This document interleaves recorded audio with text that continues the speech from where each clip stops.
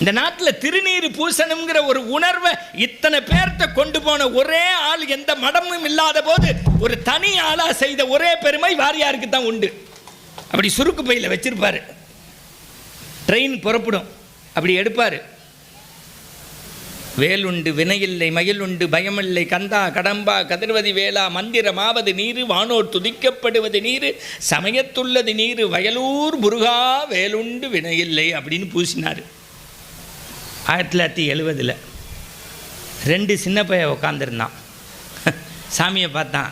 என்ன சாமி நெத்திக்கு சுண்ணாம்பு அடிக்கிறீங்கன்ட்டான். நல்லா கேட்டுக்கங்க, என்ன சாமி நெத்திக்கு சுண்ணாம்பு அடிக்கிறீங்களேன்ட்டான்.